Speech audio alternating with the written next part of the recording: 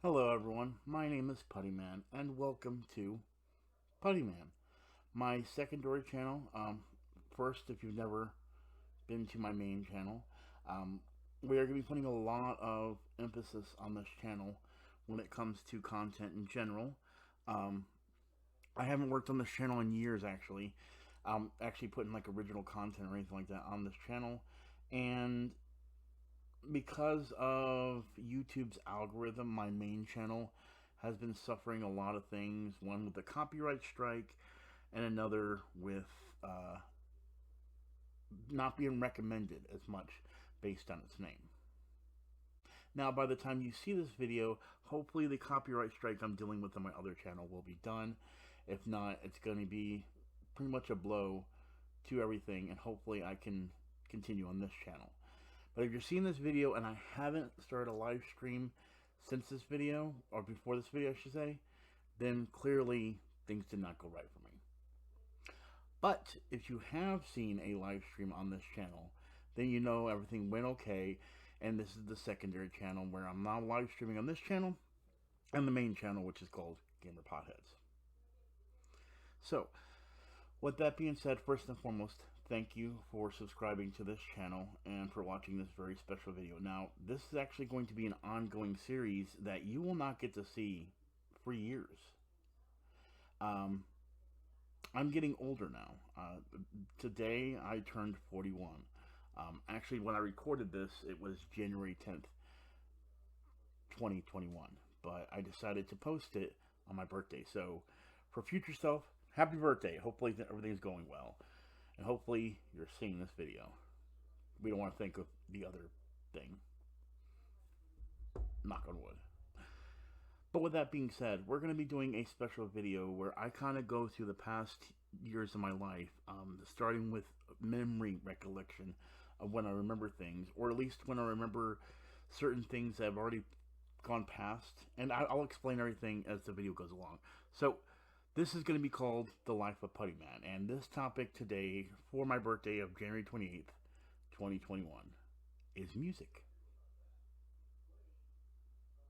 So, with that being said, the way this is going to work is I'm going to go through years I remember of certain songs that impacted my life. Now, keep in mind, um, there are going to be the first 2 years where I actually don't remember these, and particularly on those same years, but I know that they impacted my music behavior down the road. So, with that being said, the first thing we're going to go to is start on the year that I was actually 3 years old, 1983. So, let's do it. Okay, so the way we're going to do this is we're going to be doing some Google searches, as you can see right here, above, or there, right over there. And we're going to be looking at some of the music that happened that decade. I started with 1983 because I know one song that happened that year, which hopefully I'm not wrong about the years, and if I do, we'll definitely be seeing that ourselves.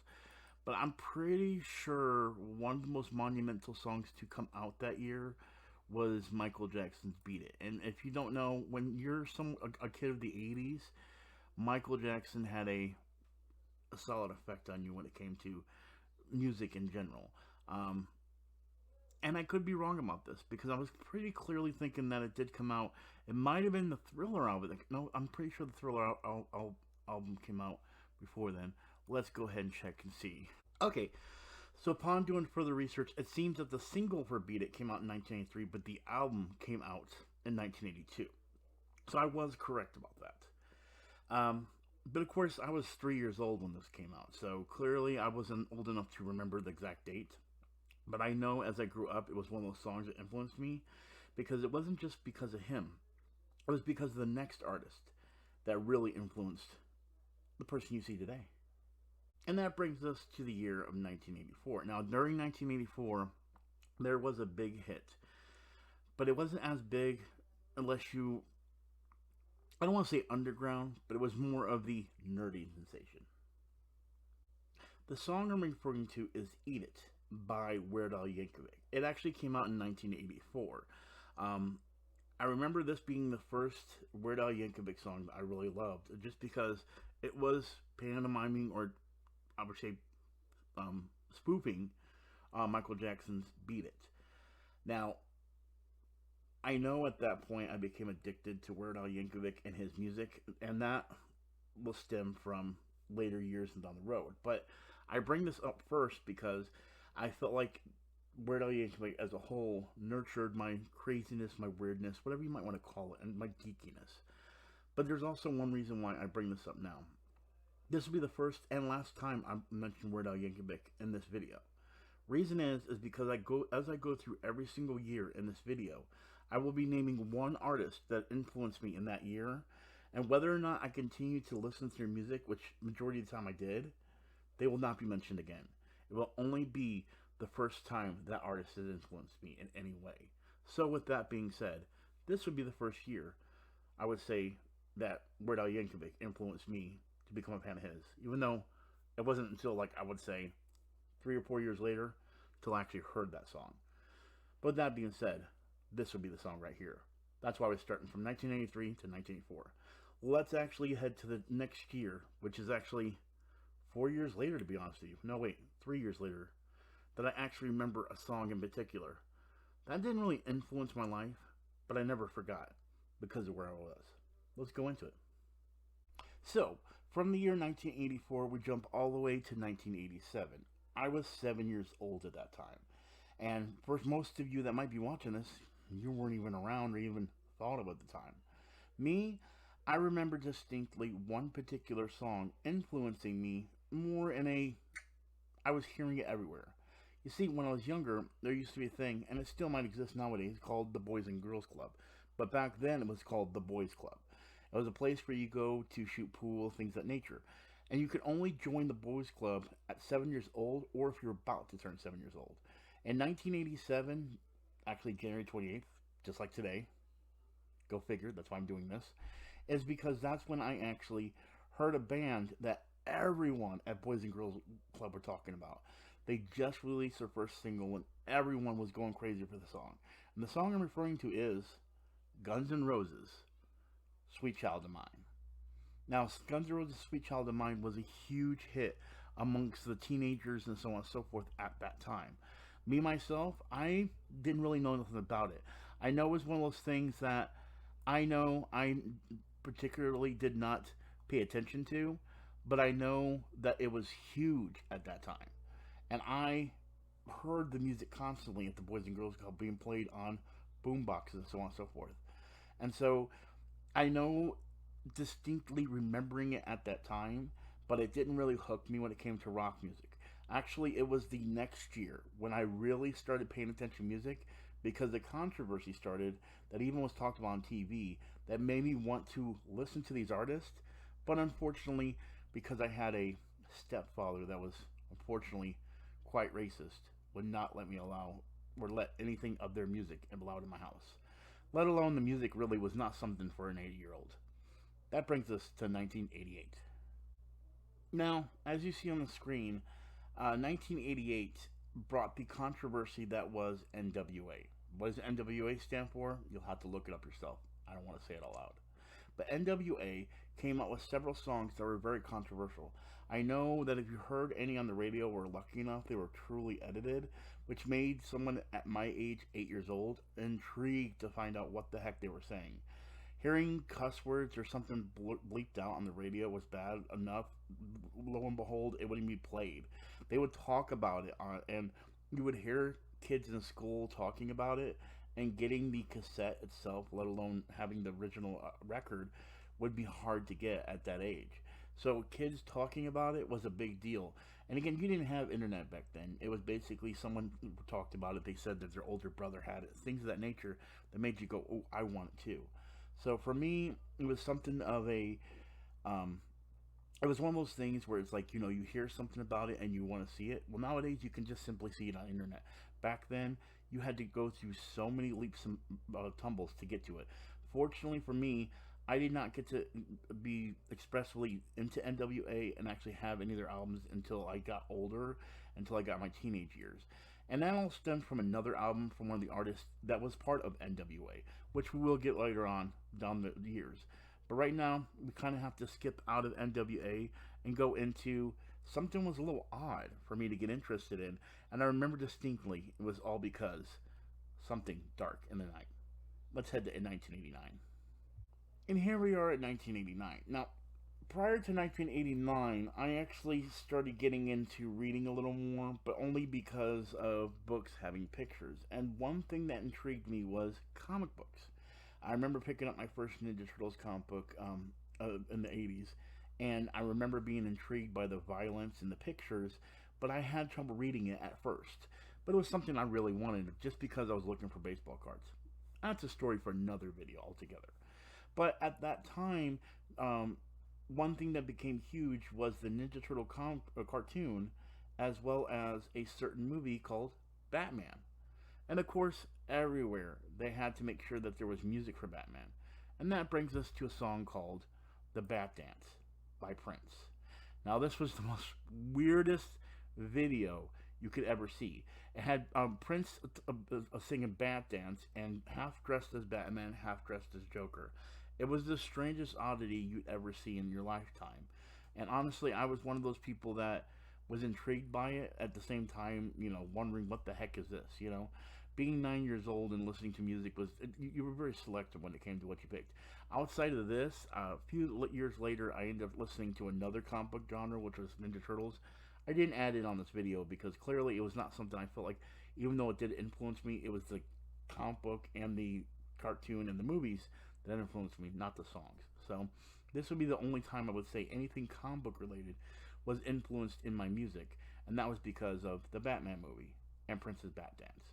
But that moves on to the 90s. That's when the decade really gets awesome. Now we move on to 1990. And in 1990, a white rapper came to be called Vanilla Ice. Vanilla Ice is a joke nowadays, and I completely understand it. But you have to understand, in my household, me listening to rap, the only thing that was around at the time was Beastie Boys. But unfortunately, Beastie Boys was one of those things where it kind of went through the rock rap kind of thing.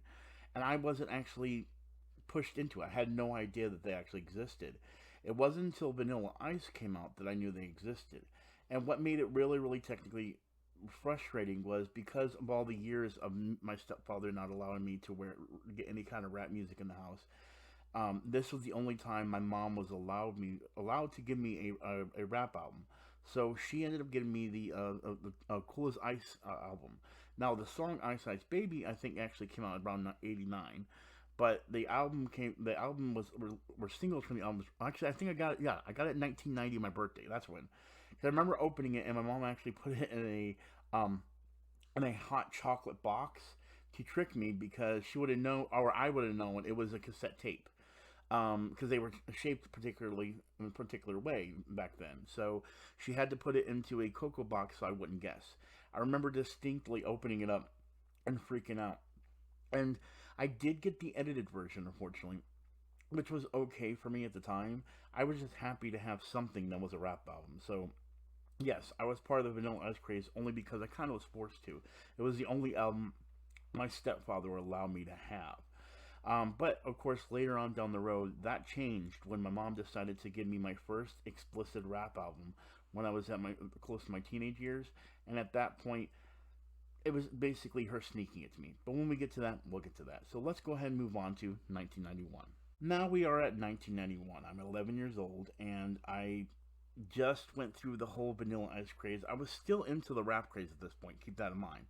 But I know that a certain band came out with a song and the video that was really, really, really like heavy. And every single time anything pop related came out, I was hyped about it. And one of those bands in general was Smells Like Teen Spirit by Nirvana. Now, I did have other bands like Metallica's Enter Sandman, so on and so forth, that were major parts. But my God, what Nirvana did for those times definitely impacted someone at 11 years old. You could not ignore it. If you ignored it at 11 years old, you were disdained. And what made it even better was that a year later, Weird Al Yankovic made Smells Like Nirvana, which was a spoof of Smells Like Teen Spirit. So for me not to notice Nirvana would have been sacrilege, to be honest with you. And I did. I loved the Nevermind album. I loved everything off of there. This wasn't my favorite song off the album. Actually, my favorite song would probably be Heart Shaped Box. But you know, as far as anything Nirvana, this would definitely be it. But keep in mind, rap was still in the game for me, and next year was the huge year for me, and it hit me right before my teenage years, and that was the story I told you earlier. So let's get into 1992. Oh boy, 1992. Boy, was this a R&B pop centric decade where a lot of black culture came into my life with TLC and other popular bands. And don't get me wrong, before this, I had NWA and all that stuff, and had a bunch of other artists. But because of my stepfather, we kind of had to shelter. Well, here was the thing. I remember distinctly my mother actually bringing me the Dr. Dre Chronic album, and she told me not to tell my stepfather. And it was the first time I had an album that had the explicit sticker on the front of it. So I remember I literally listened to this tape so much that I actually broke the tape, and tape in the inside of the cassette tape, and had to get a new one later. But what made this so influential was it was the first time I actually heard about um, marijuana, or Mary Jane, or however you want to put it. This was the album that introduced me to it in so many different ways. It also introduced me to another artist by the name of Snoop Dogg, and also it brought back thoughts of the NWA. Honestly, Dr. Dre was more influential for me than NWA, only because I was allowed to have the album. And to this day, my stepfather never knew I had this album, but I walked with it everywhere. And I had to be, it was one of those hidden secrets. It was like keeping drugs in my room. You know what I mean? Even though I was not allowed to have drugs at that time, and it wasn't until years later when I actually first get introduced to marijuana. But if it wasn't for this, I wouldn't even known about it to even exist, to even be interested in it. And then at the same point, it wasn't until I got this album that I expressively started hiding things from him, and at the same time, it became more aggressive. So 2 years later, when I finally started speaking out, we ended up moving away when I was 14 years old in 1994. But because of this, I felt more braver, I guess you could say, when it came to him, even though I did start feeling the blunt of his abuse. I would say a year before this happened. But my mom, I guess maybe she gave this to me because she felt bad. But I remember distinctly getting this album and being very, very excited to have it. Even though I did love albums from TLC, so on and so forth, this is the one I begged for. And even though it came out after my birthday, I had to have it. And I, most importantly, got it as a late gift. Snuck to me as well. Not wrapped up like the Vanilla Ice thing, but it was given to me. And I loved it. Now keep in mind, though, after the next year, I progressively got more and more into music, and that was because of another situation. So keep in mind, we're going to come back to the hip-hop, but after this year and next year, things progressively changed. But not by much, because the next year was awesome. Here's what I mean. And that brings us to 1993. I was 13 years old. I was still influenced by hip-hop because of Dr. Dre and all that stuff. Now, as I actually pulled this up, I see a lot of artists on the screen here that I actually was influenced by that I loved. For example, I remember Toni Braxton. I just thought she was a hottie. Will Smith had DJ Joseph and the Fresh Prince, which wasn't that great. I'll Do Anything for Love was a huge song, but there's one thing on here that did not come up, and when I saw this, I was surprised that it wasn't here. Even Haddaway had a huge, part of me with What Is Love. But here's the thing. And by the way, Haddaway was influenced to me because of Saturday Night Live. Not even because of the song, just because of Saturday Night Live. But in 1993, I was also introduced to another artist. Or actually say, a quadruple artist. You see, Tupac was actually a big motivator in my life too because of Dr. Dre. But there was a band that set things off that went extravagant. Who am I talking about? The Wu-Tang Clan. C.R.E.A.M and all these songs were such a great thing. Enter the Wu-Tang was a huge album back in 1993. And it broke records. Both Wu-Tang and Tupac were huge in 1993. And I was in the center of it. Now here's what was happening at this point. At this point, I started getting a little bit of money of my own. I was always buying these albums without things. And the thing is, there was the explicit thing, but they were selling to kids anyway, depending on where you went. You had to know where to go. And it was just kind of hard to, unless my mom took me there herself. So, at the age of 1993, things basically were huge for me. But it wasn't until 1994 when I started taking things upon myself to be myself. And once we left my stepfather, which happens in the next year, that's when I was more open to what I wanted to choose because I wasn't held back by my stepfather. Keep in mind, my stepfather was a very racist person when it came to music. He could be still to this day. I don't know. I don't care, to be honest with you. But after this year, music became a big part of my life for two reasons. One, because we moved away, and well, one, because we moved away. One, because we moved away, and two, well, a girl named Mandy.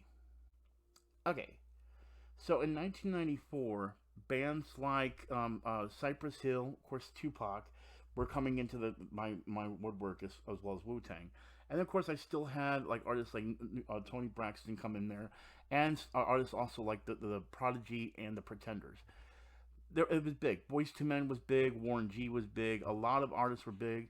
I remember Veruca Salt. Oh my God, just seeing that just makes me my brain explode. But reason a lot of these bands came in my life is because towards the end of 1994, I was influenced by a person in general. I actually met my first girlfriend, Mandy. I was 14. Well, actually, I was 13 years old, and I turned 14. But we actually didn't start dating till 14. She actually broke up with her boyfriend to go out with me. But we're gonna get into that next in 1994. But I would say the big songs were Toni Braxton's Another Set of Love Songs, Cypress Hill, Insane the Brain, and Tupac's I Get Around. All influential in 1994 for me. Okay, so as I stated, I met my girlfriend Mandy when I was 14 years old. It was actually towards the end of the year that I met her.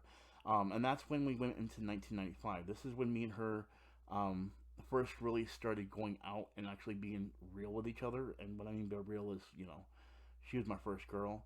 But it was weird. I'm going to be honest with you. Your first time's really weird every time. But what made it really influential is she was influential on me when it comes to music, and I started noticing that girls are like that in general with me. What we listened to together, things of that nature. Two things that were big in my life at that time was Alanis Morissette was huge in my life. Another artist by the name of, or another band it should be called, No Doubt, which they did a song called Just a Girl. And then this is also when I was also introduced to another genre of music that I never thought I'd be into, and that would be Shania Twain. I was huge into Shania Twain because of Mandy, and because of that, I had the album, I had everything. It was my first time into country music because I met a country girl, and I fell in love with her, or at least what I thought was love back then. Definitely became huge into her. Unfortunately, my aunt was the one that broke that up. That might be another story. I really don't want to make this a sad video, but just in general, Mandy was what influenced me to be into country music, which also kind of leaked over into 1996. But unfortunately, that was not because of her. I stuck with country music because of Shania Twain, and for the next year, couple of years, I used it as a vessel for happiness and sadness because at the end of this year, or even actually, I think I was in July or something like that. It was in like July or August. Me and Mandy broke up, and unfortunately, because of that, I still listen to country music, but it was because of thinking about her. This is where I guess I noticed the songs also kind of put sadness. I started listening to artists by the name of like Leanne Rhymes, and by the way, I was huge into Leanne Rhymes. Saw her in concert twice. Even gave her a teddy bear at one of my concerts. It was crazy. But I was huge into her. But then I started going back into the stuff I love. Tupac. I remember the Prodigy was something I was big into. Beck. Sheryl Crow was huge. I wasn't that big into it. Um, I know Spice Girls was huge around then too. Oh, I remember Gin Blossoms too. Looking at the list, you can definitely see the influence. Fugees, Marilyn Manson. But another band that came out was kind of an underground thing. And see, when you're my age, it's either you listen to the pop stuff or you find stuff online or you find stuff late at night. And I remember distinctly watching music videos at night because of all the bands you hear. See, Color Me Bad, Dave Matthews Band, Wallflowers. All these bands and everything made big headlines on MTV at nighttime. But one band stood out to me at nighttime when it came to being odd. And me being odd and weird like Weird Al Yankovic, that brought my attention to this other band, for 1995. So I may have done my research wrong. I did say 95. I was actually referring to 96. I may have been introduced to this because of MTV around 96. And of course, my notes show it differently, but I did say 95. But let me explain what I'm talking about. Back then, Daft Punk came around 1994, 1995. And I remember distinctly being up at night watching MTV, and this strange music video comes up with this person with a dog's mask walking around like it's normal, where he's on crutches and he's carrying a boombox, and this really strange like techno beat. Now, now, now, now, now, now, now. It was a great beat that just got to my head, and it was called The Funk. And this was my first intro into Daft Punk. A lot of people don't realize how old Daft Punk is. They've been around since the 90s, even close to the, I think, late 80s. They were a duo that just did this techno beat that really, really caught me off guard. And see, the thing is at this point now, I've been absorbed with rap and rock. So I want to say this. First and foremost, this is when we actually end the country stage of me. I just did it because of a girl. Girls tend to do that to you. It wasn't until I actually went to Job Corps where a girl influenced me in music, but don't worry, it wasn't country music. I only had 2 years of that. Next, we go into the next phase, which is 1997. So 1997 was one of those strange years. I was 17 years old. There was some weird music going on. NSYNC, Backstreet Boys were big. Boyz II Men was still big. And you heard bands like Meredith Brooks, Thread Blind, as you see on there. I remember, oh, actually, here it is right here. I remember Sugar Ray Fly was huge back then. And these were big songs I loved. And of course, I was still listening to some of LeAnn Rimes, but not as much as I was before. Only because I was still kind of addicted to the girl itself, because I found her to be attractive. But the music started kind of wandering away from me. But there was one band that stood out, which let me see if they have it here. And it doesn't look like it is. Outside of Wu-Tang, there was also a big influence. But of course, again, like I said, I'm not trying to repeat bands. I'm trying to bring up new bands that interest my peak. So Look Into My Eyes from, oh yeah, Bone Thugs, that's another one, I'm going to bring this up too. Bone Thugs and Harmony's Look Into My Eyes was actually a song from the Batman soundtrack. And I loved that song. So I should have put that on my list as the song. But the band I'm actually looking for that I actually started following from then on religiously, oh, I just saw Du Hast. Also, Rammstein's Du Hast was huge. But I don't see it here. So what I'm looking for is a particular band. And that band is Foo Fighters. Now, I thought Foo Fighters Everlong actually came out in 1997. I could be wrong about that now that I'm looking at this list. But because I'm not seeing Everlong here. So let's go ahead and check it out right now. We're going to find out if Everlong is actually 1997. Or maybe I'm just bringing the date. No. Yeah, right there. It was released as August of the second single. So I'm not sure why it wasn't on that list. But Foo Fighters, well, first and foremost, if you don't know, the lead singer of Foo Fighters was actually the drummer of Nirvana. So seeing the drummer of Nirvana come up as a lead singer really piqued my interest. And I'll be honest with you, after that, Foo Fighters I was addicted to. But also, this is where my mix of music, I was listening to rock, rap, techno, things were starting to blend in. So now what's going to happen is you're going to see how songs might have been influenced by someone I was in a relationship with, or happened at stages of my life. Whether it be me being a geek, or just in general, thinking something was cool. That'll move us into, what year? Oh yeah, 1998. I turned 18. Okay, so when you turn 18, a lot of things happen when it comes to music. Now, the two songs I felt like influenced me in 1998 was Aaliyah's Are You That Somebody, which was actually a song from the Dr. Dolittle soundtrack. And in case you're wondering why I made that a big deal, first up, Aaliyah was amazing. If you didn't see, the year prior, she actually did songs like Your Love Is a One in a Million, things of that nature. These are great songs. The reason I put this here now was because putting music in movie soundtracks was okay, big, but not that big until it reached the late 90s, early 2000s. That's when putting music, doing music just for soundtracks was huge. Artists would actually make songs for a soundtrack that they wouldn't even put on their own album because they know the soundtrack would sell and they get a piece of that profit. But at the same time, during this time, I was also introduced to another artist, which was Jay-Z. This is when Hard Knock Life came out, which was the ghetto anthem that came out. That actually came out that year, and actually that's what made me realize that there was actually prior albums for other artists. So let me explain what I mean by this. The album that he put out was called Hard Knock Life Volume 2. So that meant there was a Volume 1 for Jay-Z that I had no clue of at that time.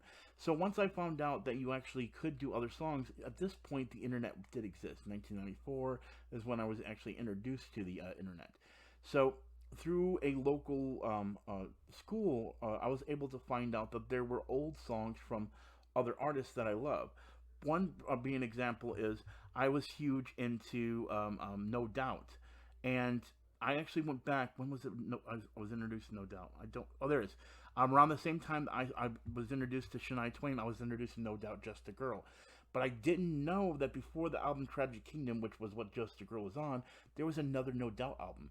And if it wasn't for the Jay-Z album telling me that there's two that sometimes you find their later albums become bigger, that there was another album by No Doubt that I ended up getting later. So that definitely influenced me. But keep in mind, the reason I say this is because as I was going through Hard Knock Life, I was also going through another transition in my life. Me and my mom had been moved away from my stepdad for 4 years, and I was turning 18. I needed to progress and do something with my life. That's when I moved away and went into a thing called Job Corps. Okay, so Job Corps is an interesting story. First and foremost, the year is 1999. I'm 19 years old. I'm now separated from my mother. I went into a thing called Job Corps. Job Corps is like a training center where you learn a trade. I did really good there, but I also got to experience a lot of different things. I was actually starting to be put, thrusted into more of an urban culture, where it was prominently black people, and like there was like 5% white people at this Job Corps. And when you went to it, you were told that some people were there based on behavior. Now, keep in mind, prior to this, I actually moved into Job Corps because me and my mom were both homeless. We were moving around from 1994 and 1998 from different places to where I did go, we would move into hotels, so on and so forth, and it was a very weird transition.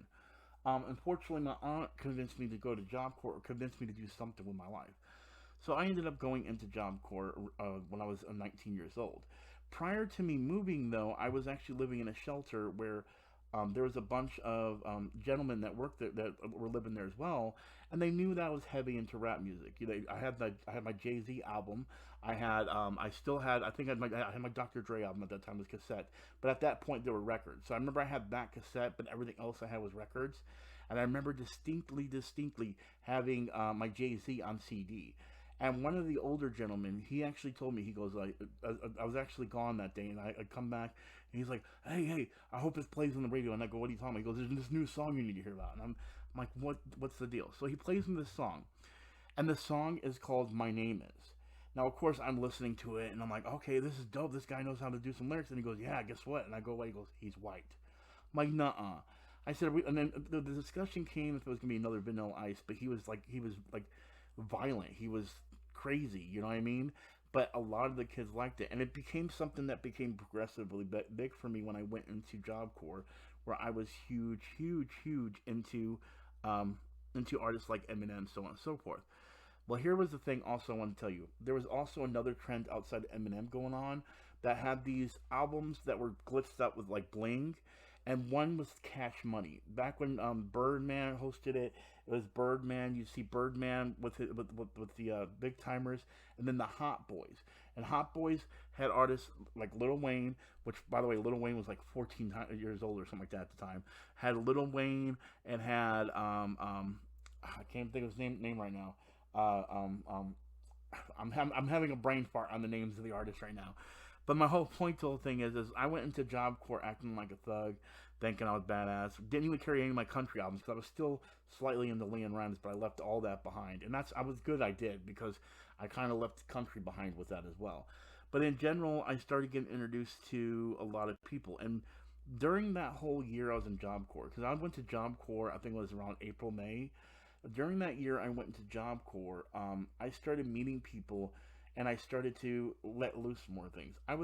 Even though I did meet Mandy, I met Mandy through my aunt. So it was one of those things I didn't introduce myself, I was introduced to her. this is where I was thrust into having to be an adult and actually face somebody. And when there was, it was probably about like 6 months after, this girl Melissa was a new student, and one of my buddies were like, dude, there's a new girl here, and they made a big thing about it because white and black culture was there, but it's it would basically go, you would find a girl or anything like that. If she was new, everyone was chasing her down. So of course they were all like, you need to jump on this before every other guy tries to get with her. So I started talking to Melissa and everything, and of course she was new. Everyone's nervous. There was only one female dorm and then four male dorms, so it was more dominant by males. So you had to fight for. It's really bad to say you had to fight like lions to get someone's attention. So of course, when me being there already that long, around close to 6 months, I already set myself down as being known by somebody. You know what I mean? I went to dances with girls. I never really actually dated someone regularly until I met her.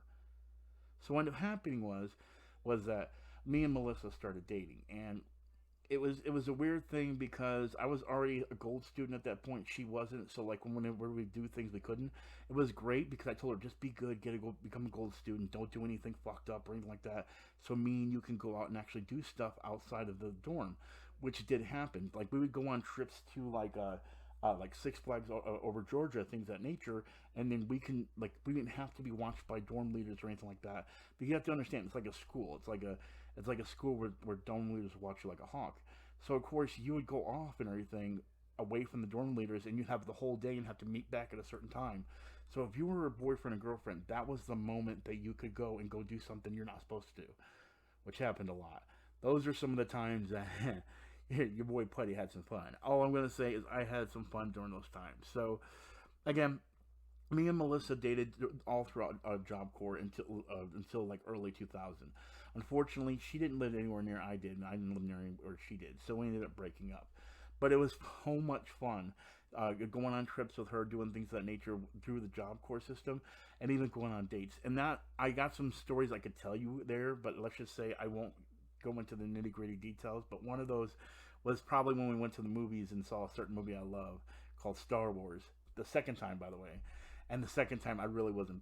I'm not even going to get into it. Anyway, my point is, she influenced me because she was also big into Britney Spears, and I started listening to her because Melissa did. But I mean, I'm not going to use that excuse. Yes, I started listening myself as well, but it grew out of me, and I continued to move on to other artists and so on and so forth, which moved on through the years. And also, I will say thank you, Melissa. You were the one that gave me brave enough to approach other girls because I was nervously trying to talk to, and because you said yes, I was brave enough to continue on and realized it's not a big deal. They're going to say yes or no. Move on. That's life. So thank you, Melissa. I appreciate that. Let's move on to, what year is it again? 2000. Let's go.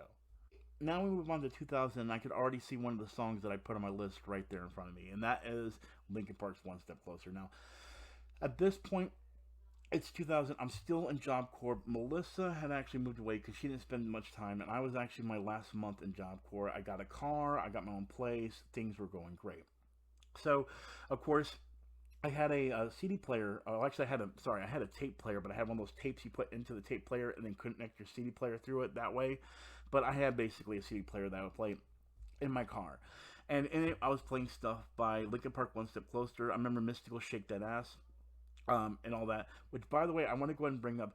If you've never heard of it, both Linkin Park and Jay-Z did an album called Collision Course years later where they mixed some of their songs from Meteora and Jay-Z's albums, Encore, and made some fantastic music from that.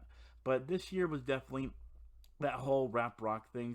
Stan was huge. Aaliyah's Try Again was another one of those movies that songs you put into a movie for Jet Li's Romeo Must Die. And of course, Papa Roach's Last Resort came out. I remember even Maya's Case of the X was a huge song. But these are when those songs were big, and Papa Roach was very controversial, and people didn't even realize it. But they also continued on. I remember Britney was still big in the Backstreet Boys. Oh, I remember Matchbox 20. Those were huge bands that I liked back in that day. Oh yeah, that's right, and that's the early years of Bow Wow. I forgot he was huge back then. But yeah, there were songs I didn't like that were just huge, like Baha Men's, Who's Let the Dogs Out by Baha Men. I couldn't even think of the name of it. And then Limp Bizkit was already big at that point. Outkast had put their big album out, and that's when I know AT Alien came out, and I actually was introduced with somebody from Job Corps with AT Alien, so that was around the time that actually Cash Money was big, so on and so forth. So, but yeah, this was just one of those years where I was vibing by myself. I think I went went out with a couple people. I had a great job. I was just happy with my life at that point. And then 2001 was when really things hit off because I was turning 21, so I got to drink. But unfortunately, I didn't have a car at the time because at 2000 I ended up in a car accident that ended up with me not losing my license in some way, which I didn't even know at the time. But I didn't have a car, so I couldn't even drive. But also, it did lead into me dealing with some stuff on a personal level because I did experience a little bit of homelessness during this time. Not a major point, not like I did a few years later. But this is also when I met certain individuals towards the end of the year. And then it led into 2001, which brought in another cycle of my life. And then, of course, we lead into 2001. Now, 2001 was great because, which I failed to mention, in 2000 is around the time I started smoking weed. I started smoking weed, and it was because of people introducing me to a girl named Cindy. I ended up smoking weed with her for the first time. Even my mom was there. It's a weird conversation to have in general. But I actually started dating her as well. Unfortunately, she was an evil, skin-ivy bitch. She cheated on me with a Russian guy, and at the same time, she made me like Willa Ford. I hate myself for that. Yeah, it's a song called I Want to Be Bad. I know the song. I hate myself for it. Anyway, other artists were System of a Down's Chop Suey that influenced me, and of course, Gorillaz Clint Eastwood, which you can see right here. I was big into to Gorillaz. Loved Gorillaz, their songs, their album, the whole thing. This was my addictive cycle into Gorillaz. So, and Aaliyah was still going strong. This was before she passed away. And then, of course, we had other bands I was getting into. Sugar Ray was still big at the time. I know that there was the whole Christina Aguilera, Britney Spears, I think, fiasco going on as well. I mean, again, I only listened to Britney Spears because of one girl, and I moved on. Oh, yeah, and there's also right here, this is Alien Ant Farm's Smooth Criminal. They redid Michael Jackson's Smooth Criminal right here called, by the band Alien Ant Farm. And this was a great song. It was amazing. So, again, it was a situation where I was influenced by music because of a girl, and she liked Willa Ford, which I never understood why she liked it, but I listened to it, and I also want to thank her because of, we used music a lot as we did stuff, so that definitely, you can't get a song out of your head, especially when you're doing fun stuff, so definitely enjoyed that. But of course, that relationship went for a while too, actually, before she actually cheated on me. So it was more heartbreaking because it all happened towards like 2003 that ended up happening. So I'm going to go through the music that was influenced by me, and she might have influenced me as well with some of these artists, and then all of a sudden, the downfall of my life. So let's continue. Okay, so now we go into 2001. And 2001 was big for Eminem, even though I told you I wouldn't bring him up again, but Eminem was huge still in my life at that point. Eminem was one of those consistent artists that I bought every single album, no matter where I was. And then I also got the Big Timers Still Fly album. I had the prior Big Timers album, but I wanted to mention it now because I already mentioned the Hot Boys earlier, so I wanted to go and put them in there since I considered kind of those separate. Also, this is when I got introduced to MC Chris. Now, if you're not familiar with MC Chris, he did a song I called I Want Candy by Aqua Teen Hunger Force. And once I found out about him through the internet, that's when I found out, oh crap, he has other music too. And so I got introduced to him as well. And that was a big year with 2002. Now, keep in mind, once 2001 happened, I was going on a crazy binge of drinking and smoking with Cindy and doing crazy stuff. So I can't recommend that it was good as far as, like, it was fun, but it was fun in a bad way. This is definitely the times I would say that things started going downhill, but I didn't notice because I was having too much fun. Then that brings us to 2003. Now, in 2003, I know that Sydney was big into it, and I was too. I'm not going to lie. It was Evanescence, Bring Me to Life. Me and her would sing that together when we were in the car. I thought 50 Cent was a pimp, so I had to always listen to Get Rich or Die Trying album, which, of course, was introduced to us with In the Club and 21 Questions and things of that nature. I know she was big into Kelly Clarkson. Who else? There was another girl. I'm trying to find her. She did the Moulin Rouge song, or Lady Marmalade, I think. There she is, Maya. Maya was big for her and everything, so I heard that. Oh yeah, Blue Contrail. Yeah, Blue Contrail is another one too. But she had another song called "Hit 'Em Up Style" that she listened to religiously. So I remember that song too. There's Evanescence right there. She liked Beyonce as well and everything, because she liked, apparently she liked I can't think of her name. Oh, Stacy's mom is got, see, like, oh no, I think Ashanti is the, no, it was Maya, but I think Ashanti she liked too. Anyway, this definitely brought up some artists that she liked and some that I liked, so on and so forth. Um, but unfortunately, the bad thing is during this year, me and her, well, me and her broke up because she actually cheated on me with this Russian guy. Fucking hated him, and because we, oh yeah, and that's, I forgot to even say this in the prior year. Me and her moved in together, but unfortunately, what ended up happening was we broke up, and guess what? I became homeless. So that moves me into 2004. So 2004 was a tricky year for me. Um, in 2004, Usher was big. There was some songs by Snoop Dogg that we see here. I do remember some of these and everything. The big one was "Yeah" by Usher. Now here's the reason why I know this song was big to me. As I stated, I was homeless at the time, and I remember distinctly being able to get a hotel for the night for New Year's Eve to New Year's Day. And I remember getting alcohol. I wasn't with anybody. I was alone, so on and so forth. Again, this was my first year being homeless, and I ended up in a hotel room for the night for New Year's Eve to New Year's Day, and all I did was sit there and drink. And then what ended up happening was I was watching the TV, and they were doing the New Year's Eve thing, and they always said who was the, like, the big song of the year. And I remember being in a motel seeing the word Usher's "Yeah" being the song of the year. So yeah, definitely cannot forget that year just because of that. And unfortunately, the next year was the same way up until 2006. But at the same time, I met somebody else, and that made for some strange stuff, but some amazing stuff too. Okay, so now we move on to 2000, 2000, sorry, 5. I almost thought it was 2006 because I'm already thinking about when I got my next place and everything. But anyway, 2005. Now, 2005, I was still homeless. I met Victoria. Victoria was big into the Pussycat Dolls at the time. I liked Kanye West, even though he was a dick later on. I'm not going to lie, Gold Digger was one of my hits. And Ying Yang Twins' Whisper song was in my head a lot. But the reason the song Whisper was in my head a lot was because I had all these girlfriends prior, but when I met Victoria, she was very, very skinny. She was pretty in my eyes or anything like that. But she did stuff other girls wouldn't do. And that's when I was introduced to a lot of things, which also made me like songs like "Wait," the Whisper song by Ying Yang Twins. That's all I gotta say. Oh, let's just keep this PG-13 at most, guys. But let's just say things went way past rated R with Victoria, and it's so much so that in 2005, 2006, we moved in together.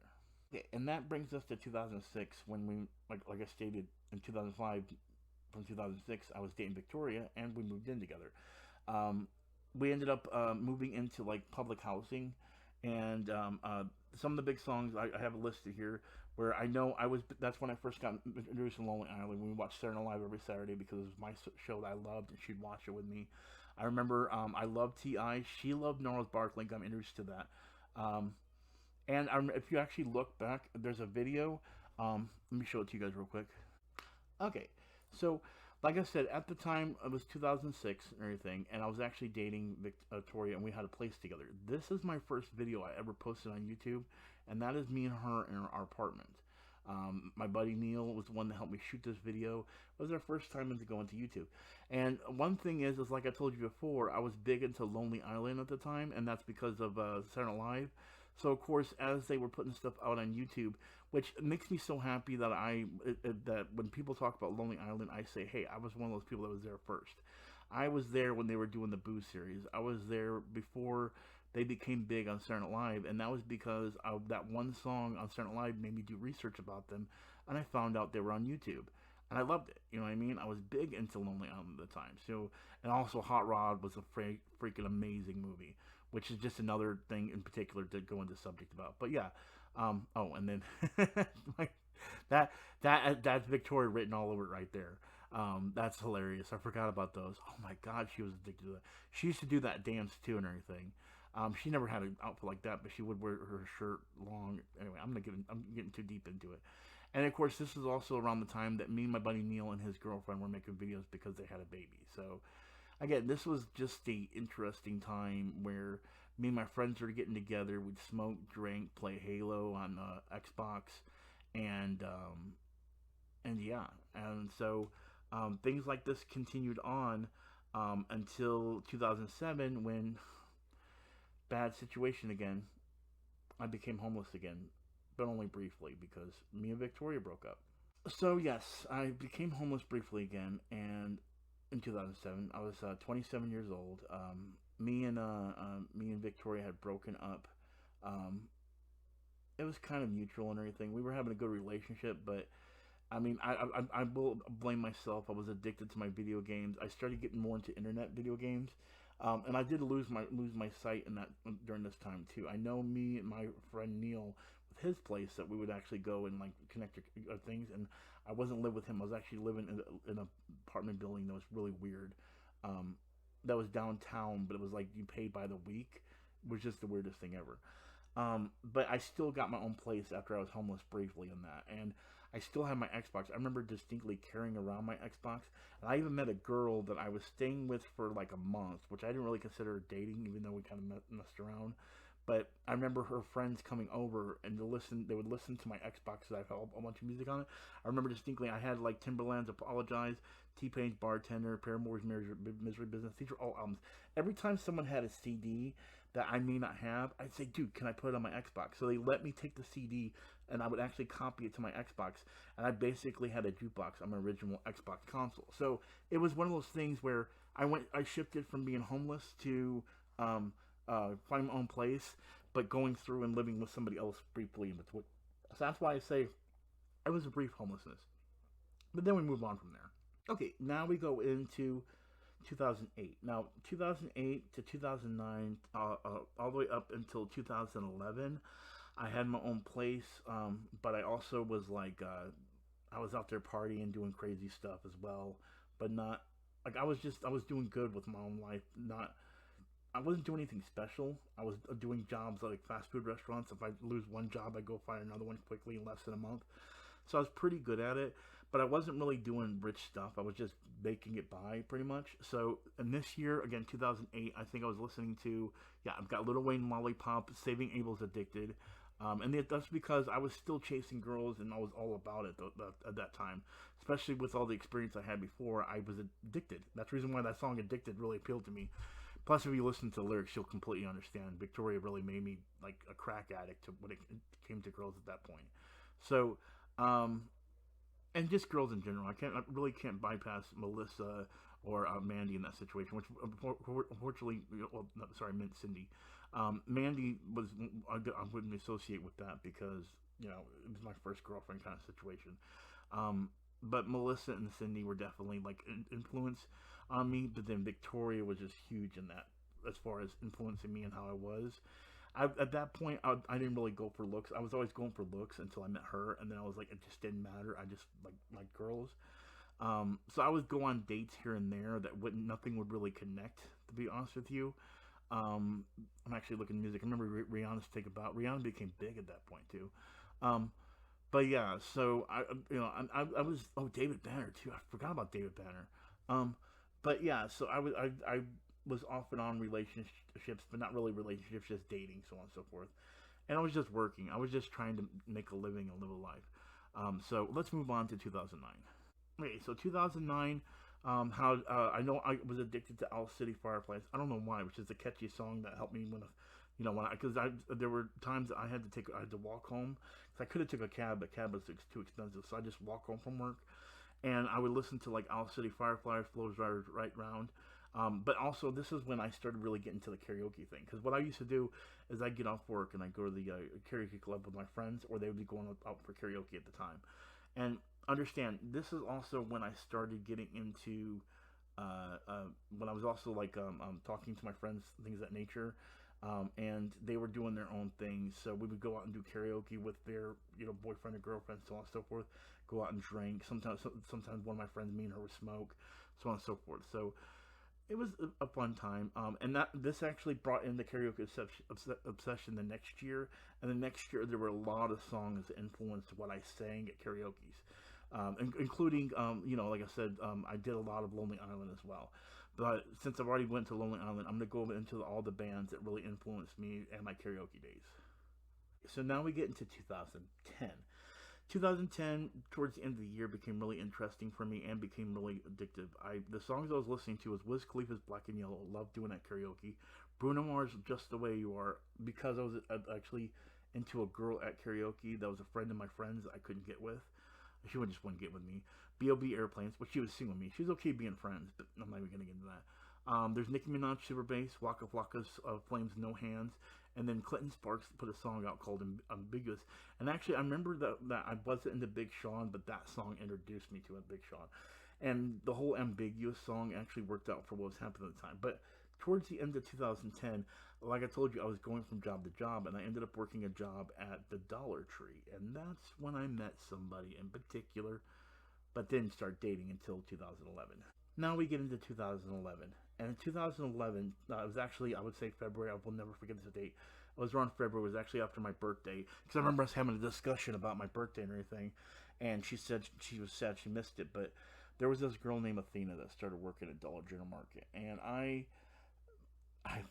was flabbergasted when I saw her. She was the most beautiful woman I've seen in my life. And she started working there. She only been there like it was. This was like towards the end of December. I think she started. I know it was the beginning of January that I really started noticing her because I guess maybe she worked there, but she was working during the day and I was working at night. But she started working the night shift, and oh my God, was that breathtaking! Athena was one of those girls I could never forget. Um, and she would come and talk to me because she was just recently dating a guy, but was struggling because she would talk to me about some like private matters that she felt like she wanted out of him, and he wasn't giving it to her. And at the same time, the things she was telling me, I was like, this guy's an idiot. Like, what the fuck? Why I'd do that for you like in a second? But I didn't say that to her. I was just like, uh huh. And at the same time, I'm like, why are you telling me this? Um, so what ended up happening was I she finally told me after about 2 weeks, I would say we were talking, week and a half. She told me that her and her boyfriend broke up, and I was like, why did she tell me this? Why is it? And I'm like, this is at this point, I was like, it was the prettiest girl I ever seen. I was like, do I ask her out? Do I not? What do I do? What do I do? And this was the nervous I'd ever been to go to approach a girl. So I finally just said, do it. If she's like this with you, she definitely may have interest. So I finally just, one day when we were both on break, we both smoked cigarettes. We're on break and everything. And I said, what are you doing this weekend? And she goes, nothing. Why? I go, you want to go out? And without even hesitation, she's like, yeah, what do you want to do? And we didn't, but it was just like, oh my God, she said yes, but I had to I couldn't freak out. So I was like, after maybe movies, get something to eat. Yeah, I'm down. So that's what we did. We actually went downtown and everything. We went out to eat. I remember distinctly that we actually went to a Mediterranean type of restaurant, like not it was basically not Mediterranean. What do you call it? It was like a taco place kind of situation. But they served a bunch of food. It was just basically downtown and everything. But I remember we did that, and we were supposed to go see a movie, but we never actually did. We just started walking around town and everything, and did this several times. We finally did go to the movies and everything. I wouldn't say until it was a week later that you know after we had gone out. I'm sorry, after we had gone out for a week, here and there, that we actually had a real date. I don't know how to explain it. We went out and everything, but I never really took any chances until after a week when I first kissed her and everything, and then from that point on, it became more of a physical relationship, and it was more happier than I could ever say. And I remember that we one of her songs she loved was Jim Class Stereo Hearts. I was listening to Tyler the Creator's Yonkers and Childish Gambino, which I was also telling her about the story and everything. But of course, me and her were living together off and on between both of our places up until, I don't remember now, 2012, so on and so forth. And um, I remember she was very spontaneous. Basically, we would do things, and she would be constantly saying, "Let's do this, let's do that." You know what I mean? Like when she got more comfortable with me, and I got more comfortable with her, I would let her just take the wheel on stuff. Like I would say, "Let's go do this" or something like that. But she was way more about it than me, and she was happy because like, the one thing that she had trouble with her other boyfriend was being very not spontaneous about stuff. And I was like, "Yeah, let's do it." You know what I mean? Like I have this pretty girl, I want to show her off. That's basically how I was feeling. Like I'm proud of this. You know what I mean? I was the most happy I've ever been in this situation. You know, and so I wanted to show it off with pride and really do anything she wanted to do. And of course, I was still working and everything, and I was making sure that we always had money so we can do stuff. But I also wanted to make sure I could save because I was always thinking about those times when it might be Christmas or her birthday, and I don't want to forget. I don't want to have nothing to available for her because I wanted to be able to surprise her. You know what I mean? Um, but unfortunately, she came back with one of the biggest prizes around 2012. Okay, we're at 2012 anyway. Okay? Did I mention the songs of 2011? Yeah, I did. Okay, so this is when we get into 2012, and around 2012, songs I picked were some like Two Chainz, No Lies, Drake, Pusha T, Snow the Product, Cookie Cutter Bitches. I love Snow the Product too, by the way. She's a great singer, and she doesn't get the love she wants to. She would not be on any of these lists at all, but she deserves it anyway. But unfortunately, as me and Athena are dating, she ended up wanting to be spontaneous again, but in a much bigger way, and she wanted to move to California. She figured, oh, I've had the personality to do something big there. She said she would it'd be fun. Let's just do it. Of course, I loved being spontaneous, but this was like way too much. I had saved some money, but I didn't save enough for a trip. You know what I mean? I saved enough to be able to get her like her extravagant gift at like $100, $200. Not enough for us to move somewhere, and we had bills that we are still behind on, so on and so forth. And unfortunately, she was determined. She's like, I want to do this. And I told her, I can't do this. I said, what does this mean? And she goes, I guess we just have to make a decision now. And she said she wanted to go. She's like, I'm going to go without you or not. Which it really broke my heart because I thought she really had dedication, which she did. But again, she was her own person. So she wanted to do this. And she did. And she left. And I stayed behind. And that was it. That was me with Athena, and that was the last girlfriend I ever had. That was the last one I ever cared for. And honestly, any girls I went out with, I compare to her. Um, I would love to show you a picture, but I think I need to keep that personal. I don't want to put her on blast like that. But yeah, like if you saw her, you'd see why. She was the one I said she's a quarter in a dime world. I used that quote with her because everyone's like, damn, she's a dime piece. Like my girl is a quarter. She's way beyond a dime piece. So, but yeah. So that ended my life with Athena. Now, I will say this though. I remember a year later, I did meet a friend of mine through moving in with some other friends, which after the Athena thing, I need a place to stay. So I started staying with some friends, um, and they unfortunately kind of screwed me over. I'm not going to get into that because I don't want to put people on blast. But people that know me personally have heard this story, and I ended up moving around from place to place until I moved back in with my mother.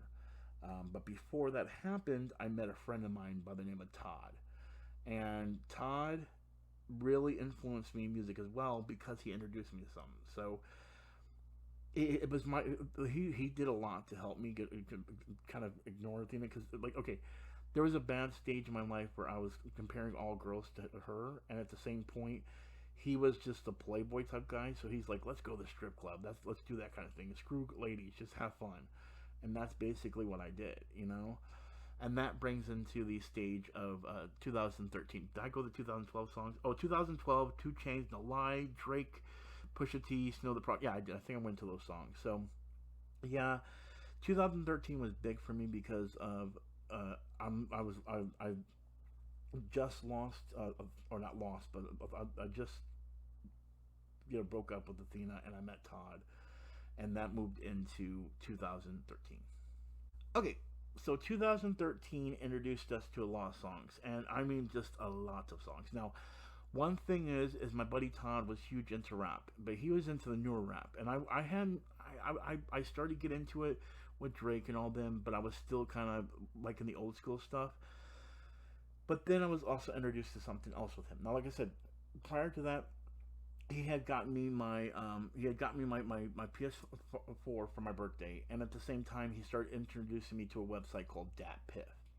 Now, for those that aren't familiar, DatPiff is a mixtape website where you can find underground albums from famous artists or up and coming artists that aren't even big yet. And I remember at that time I was huge into like Juicy J, Migos, Future, Travis Scott, things of that nature. These were artists that back in the day they would put their mixtapes out on DatPiff before they became huge. This is I also it's funny too because we had when they did the whole Travis Scott event, um I had people disputing me. Oh, you never mentioned Travis Scott. Yeah, I never mentioned Migos either, or Rich Homie Quan, or any of these artists. It didn't mean I didn't listen to them because I didn't mention them on a daily basis. You know what I mean? But I remember in that Pip, I'm gonna bring up a bunch on. First off, Riff Raff. Riff Raff was one of these artists that was really strangely weird. He's a white boy, and that he sang songs like he wasn't that good of a rapper. He wasn't, but he was just hilariously interested.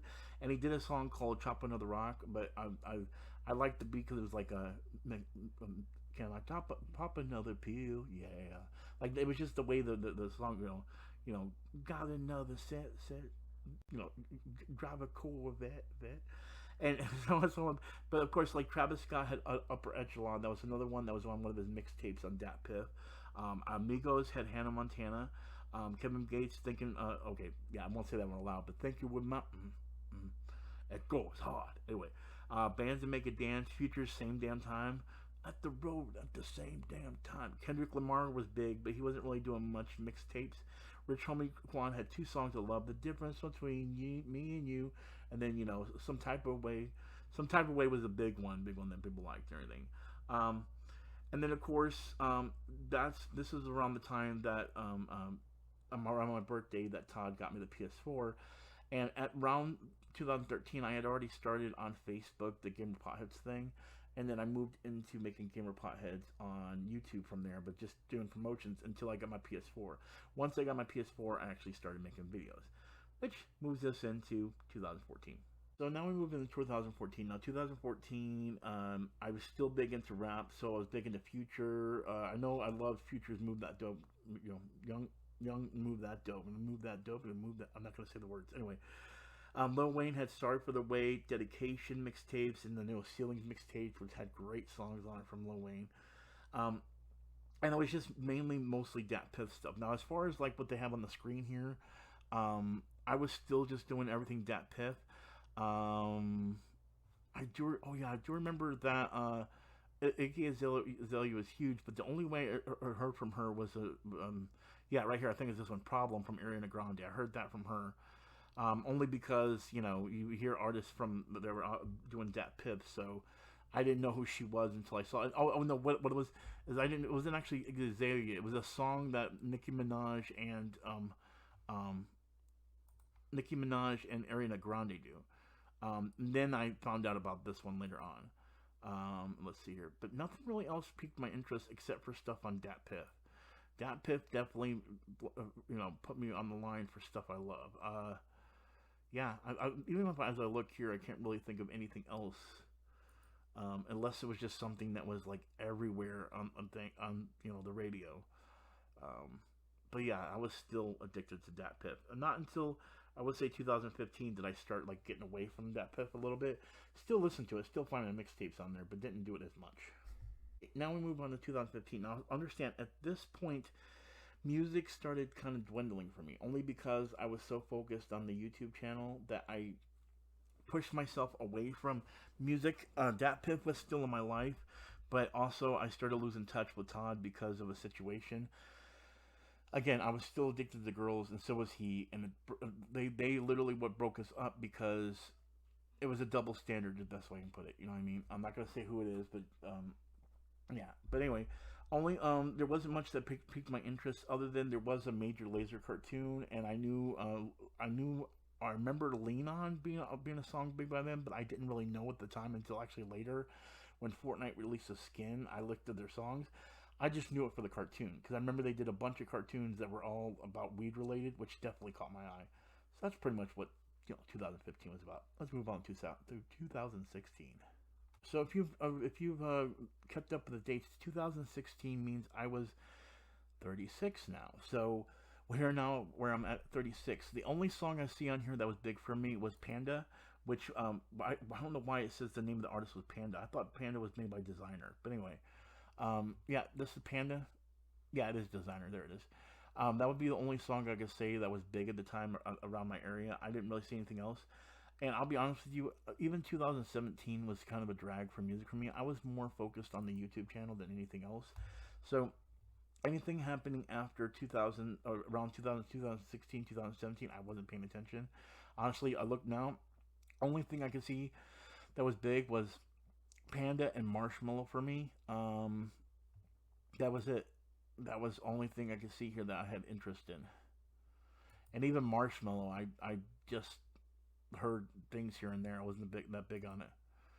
Yeah, I can't even see anybody else in here that was of any interest unless it was an artist that's already out. I know the Suicide Squad was big, so I do know some of these songs from the Suicide Squad, but I wasn't that big. I was more into the movie than the music itself. Okay, so I decided to go ahead and skip 2017 because honestly, I can't even think of anything that was there. And move on to 2018 because 2018 brought me two artists that I piqued interest only because I found these singers attractive. Go figure. And then Spider-Man Into the Spider-Verse introduced me a song by Post Malone called Sunflower. And upon me seeing the movie, it got me addicted. Also, I want to go ahead and point out, this was also 2017 to 2018 was the time that me and Nikki started hanging out. If you know Nikki from RLG, that's when me and him started doing videos together, and it became prominent in that way. So, other than, I would say Cardi B, Bodak Yellow, she was huge in 2018. Doja Cat, actually, the React channel did React on the song called, well, it's called Moo, but I call it Bitch I'm a Cow. It's weird saying it out loud. But Doja Cat became big after this, and so I was interested in that song, and of course, Cardi B, just because she reminded me of Nicki Minaj. Even though I still put Nicki Minaj above Cardi B, it definitely brought me some interest. So I would say those definitely it. But Post Malone's Sunflower was the only song I see that I was singing a lot because of Spider-Man Into the Spider-Verse. And then it brings us to 2019, where there's pretty much nothing, unless it's a artist I liked. Like Lil Nas X, I wasn't really big into the O-Town Road stuff, even though it was huge. I remember Tyler the Creator's Earthquake coming out. Make sure you say it right, Earthquake. But again, I already mentioned Tyler the Creator before, so I said I try not to mention the same people over and over again. The only person that could say that piqued my interest at the time, and even Megan Thee Stallion, you'll see in the next year that I did have interest in her, but I didn't pique my interest in that in 2019 with her. It definitely, the only artist I could say was Billie Eilish, Bad Guy. Now this song, she ended up growing big to where she caught my attention, and she's a phenomenal artist. Like, she deserves her props. You know what I mean? Her music's catchy. Her music's like, it's different. It's not like pop. It's like alternative. It's like not even grunge. I don't know how to explain. She has, it's like her own genre basically. You know what I mean? It's definitely something different, and I'm not gonna lie, I became a fan. So definitely, if I would say 2019 had any musical influence, it would be Billie Eilish.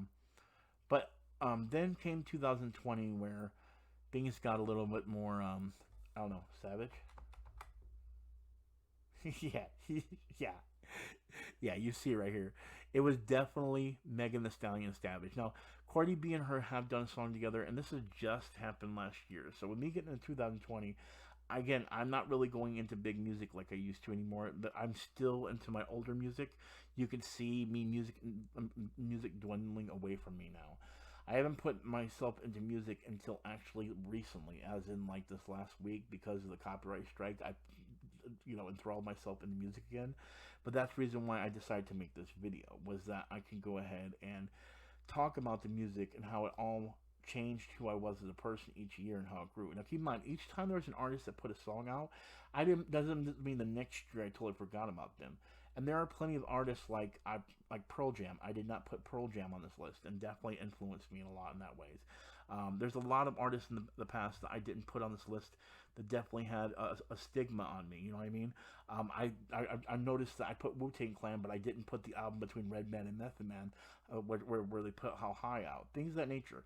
Not saying that these songs didn't influence me, but the reason I picked the song in particular that did was because they did something in my life that impacted me at that time. Savage by Megan Thee Stallion was just one of those songs that came out because we had emo, and not just because of that, because if you look it up, the first time I actually saw her was on Saturday Night Live. She actually performed Savage, and I heard Savage whenever I'm across YouTube. I heard Savage because it was a big TikTok song, but I didn't really pay attention to who the artist was. I was like, it's a catchy song, whatever. Then once I saw her, I was like, damn, and that pretty much brought me to Megan Thee Stallion. So that definitely would be the one thing that would have influenced my choice in putting her for 2020, because it's the only song I would say in my life that I saw. I know Dua Lipa, she has songs coming out that are catching my interest as well. So I definitely can maybe put her on there, but not enough that I've actually listened to it. Megan Thee Stallion's Savage would probably be the only thing I could say that's actually influenced me. But again, there's really no videos outside of her Saturday Night Live performance. And then, of course, maybe some remixes they put out. I don't even think there's a real video for it, except for like a remix maybe. I don't know. But, yeah, so that's it. And now we're at 2021. And what's influenced me in 2021? Well, we're only 28 days into it. Actually, 10 days. I recorded this on January 10th. But again, January 28th. It's my birthday. Yay! Anyway, so... But that's it, guys. I've got to break this video down. It was a long video. Hopefully I've shortened it down for you guys enough and everything. I hope you guys enjoyed it. If you're new here to Puttyman, make sure you hit that subscribe button. Make sure you hit that like button. If I've been streaming on here, then we've got a lot more, a bigger audience for this video. And if it's a small audience, it's okay. This was not made in order for me to make money. This is made for me to make something enjoyable. But I want to also tell you guys that this is going to happen again in the future, because I decided to make this a series that would be ongoing even past, well, maybe my life, knock on wood. So make sure you check back here 5 years from now on this date for my next video that might be about comic books or movies. I don't know yet. We'll see which one I decide to post. But anyway, I want to thank you all for watching. As always, I am Puttyman, saying thank you for watching. And I'll talk to y'all later. Peace.